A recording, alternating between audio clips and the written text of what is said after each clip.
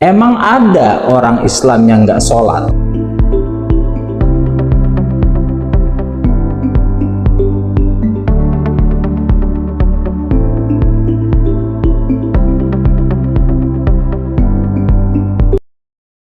Hai, Assalamualaikum.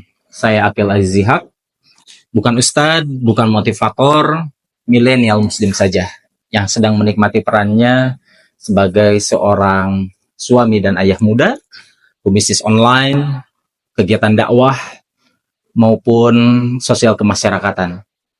Sebagai milenial muslim, saya ingin belajar dan berbagi tentang berbagai isu tentang milenial muslim yang kaitannya dengan tantangan mereka menghadapi era digital saat ini.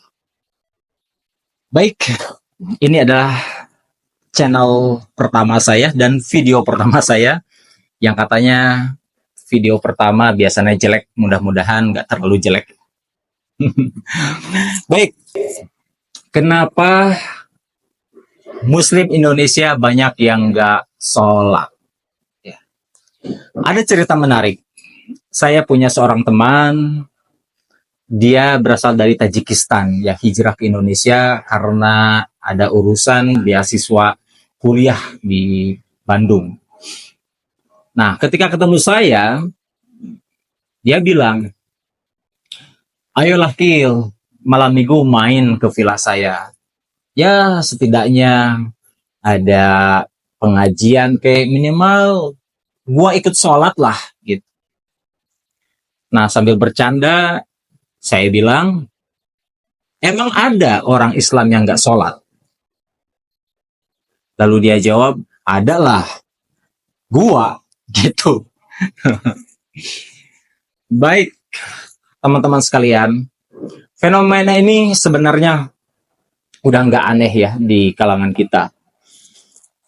Namun, fakta mencengangkan, menurut Muslim Report tahun 2019, bahwa yang sholat berjamaah di awal waktu di masjid itu cuma 2%. Nah, sebelum kita sama-sama sharing tentang kenapa orang Islam Indonesia banyak yang nggak sholat, kita sedikit bahas dulu, kenapa sih kita harus sholat gitu. Di sini saya nggak akan banyak dalil. Silahkan kalian bisa cari di Google, banyak banget dalil tentang keutamaan, tujuan, dan lain sebagainya tentang sholat ya.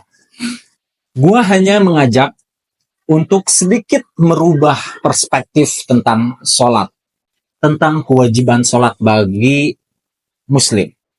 Gua punya teman, seorang non-muslim. Dia bertanya kepada saya, Kil, kenapa sih orang Islam itu sholatnya sampai 5 kali? Kegiatannya sholat terus, apa-apa sholat terus. Ya, saya jawab dengan santai bahwa sebenarnya orang Islam itu kegiatan utamanya ya cuma untuk sholat.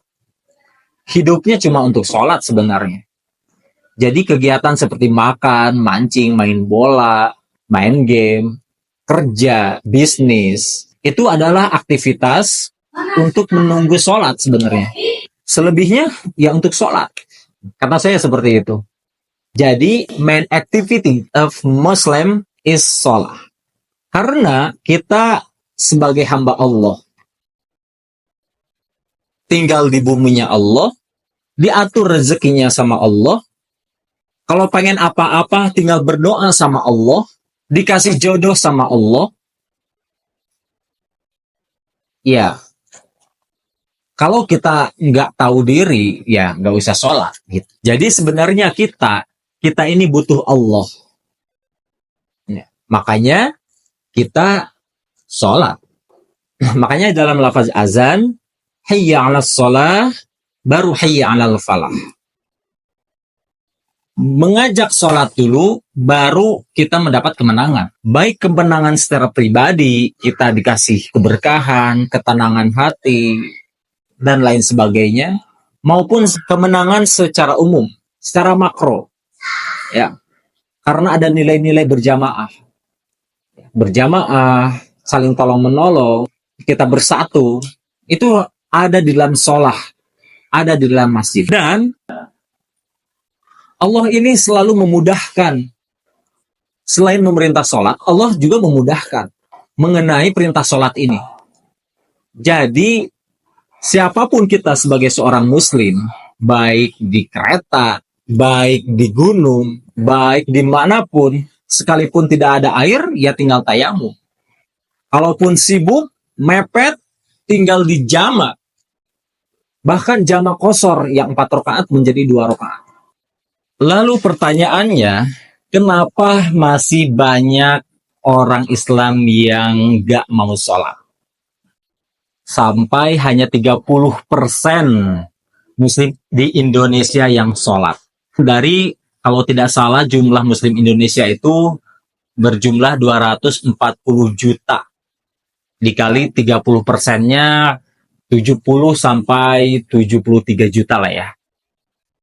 Itu yang tadi random sholatnya. Kadang bolong-bolong gitu, kadang di masjid, kadang di rumah.